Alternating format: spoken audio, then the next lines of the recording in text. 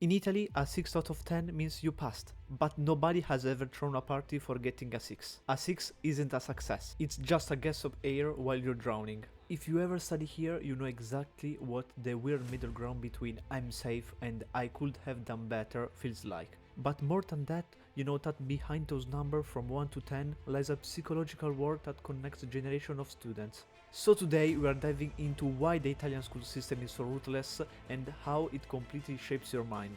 So let's start with the official rules. The scale goes from 1 to 10. 6 is the passing grade, the promised land. Anything below 6 and you are officially in trouble. But here is the first open secret of Italian school. The full scale is almost never used. A 1 or 2 are mythical grades, used only by the most cynical teacher to teach you a life lesson. And a 10 is like a unicorn, it only exists in legends.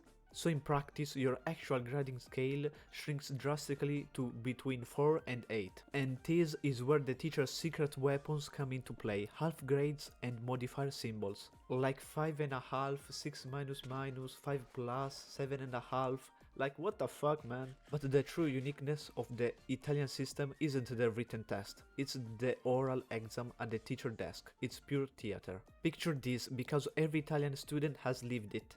The teacher opens the gradebook, slowly runs their finger down the list of names, and the absolute silence falls over the classroom. You can hear your own heartbeat. You can see your classmate avoiding the teacher gaze like prey avoiding a predator in the wild. Then your name is called. You have to stand up, walk to the front of the class, sit right next to the teachers and endure 50 to 30 minutes of relentless questioning. There are no multiple choice options, there is only your ability to speak, argue and, let's be honest, sometimes scramble for an answer. When it's over, your grade you usually announce out loud in front of everyone. There is zero privacy. If you get a 4, everyone knows. If you get an 8, everyone knows. It creates massive social pressure. Faced with this level of pressure, the average Italian student doesn't aim for excellence. They develop the skill of a military strategist. They become financial expert but with grades. Around April or May, a switch flips and calculator mode is activated. You're no longer studying to learn history or physics, you're studying for the arithmetic mean. You start doing calculation worthy of NASA.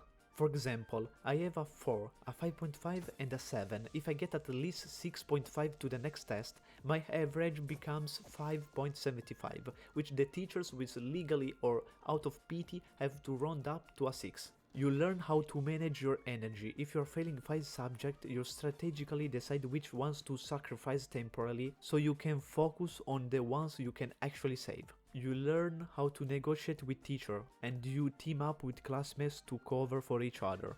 But at the end of the day, what does this leave us with? After 5 years of high school spent chasing a 6, something strange happens, you become numb. You stop crying over a 4 and you stop jumping for joy over a 7. You learn to see grades for what they are, called data points of feedback.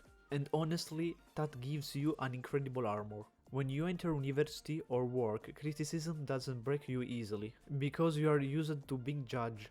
You are used to making a comeback from a losing position, and you are used to work under intense pressure. But there is a dark side. The system teaches us from a young age that making a mistake is a massive failure, something to hide or be ashamed of, rather than a natural part of learning.